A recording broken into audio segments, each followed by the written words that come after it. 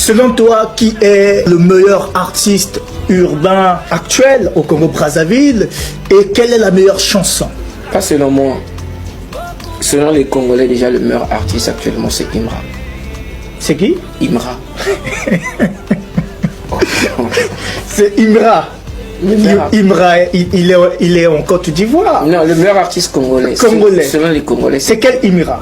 Mais Imra qui est Imra. Non, quel Imra? Peut-être que nous avions... Je sais pas, il y a combien d'Imra que tu as Imra ici. Moi, je connais Imra, ivoirien. Et je dis le meilleur artiste congolais, selon les Congolais, c'est Imra. Quel Imra? Mais Imra, là, quand je te dis selon les Congolais, je te parle en termes de chiffres. Le meilleur concert qui s'est passé cette année au Congo, c'est le concert de qui? Je ne sais pas, c'est à toi de nous dire. C'est Imra. Chacun aura sa version. C'est pas chacun aura sa version, on a tous vu. Ça, faut pas se tromper. Le meilleur concert qui s'est passé en 2025 au Congo-Brazzaville, c'est Imra. Celui que les Congolais streament plus, c'est Imra. Le nombre de vues, celui qui a plus de nombre de vues sur YouTube, c'est Imra. Les chansons qui tapent le plus partout dans les VP, quoi, sont les chansons de Imra. Donc le meilleur artiste congolais urbain, c'est Imra. Ibu. Imra n'est pas congolais, il est ivoirien. Moi, je te parle de ceux qui ont la nationalité congolaise. Mais moi, je parle de ceux... Là, ça va être difficile. Mais ceux qui ont la nationalité congolaise, parlons des streams. Parlons des streams. Quand tu vas les streams au Congo, qui en stream plus? Le Congo est très hospitalier, donc... Roga est streamé, Afaratien est streamé, beaucoup streamé même. Roga, Afaratien, Tidiane Mario et Diesel Gouti ne sont pas plus streamés au Congo que Imra. Non, attends, tu reviens encore sur Imra. Moi, je te parle de ceux qui ont la nationalité congolaise. Ibi Boy l'artiste, Roga, Tidiane Mario, Tete Kets, tous les artistes qui font bien aussi là. Ne sont pas plus streamés au Congo que Imra. Non. Donc il faut reconnaître d'abord que le meilleur c'est lui. Ibu. Oh. On parle en termes de Congolais. Meilleure chanson. Bombe François. Bombe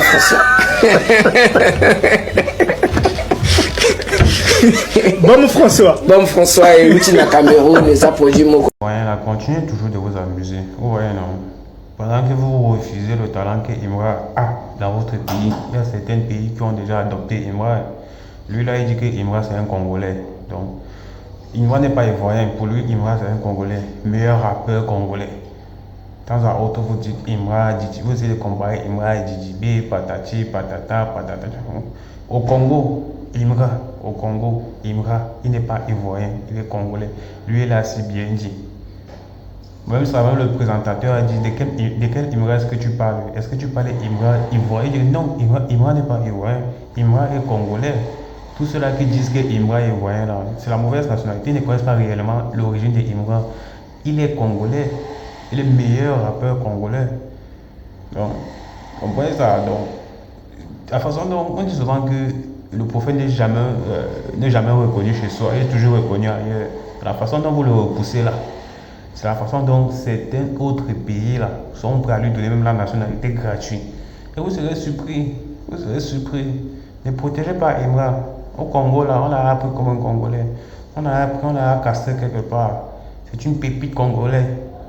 C'est une pépite. Donc déjà, avec le talent qu'il a en Côte d'Ivoire, il s'efforce à élever la Côte d'Ivoire à l'échelle internationale. Il y a des gens comme les conspirateurs qui s'attardent à dire oh, le morceau là, il ne sait rien faire, patati, patata. Mon gars, peut-être au Cameroun, on doit aussi l'adopter. On doit aussi donner la nationalité camerounaise. Ah, mais pas comme ça, vous les Ivoiriens, là, on vous écarte. On prend notre gars, il vient, il met notre pays au sommet là où il n'y a plus de sommet.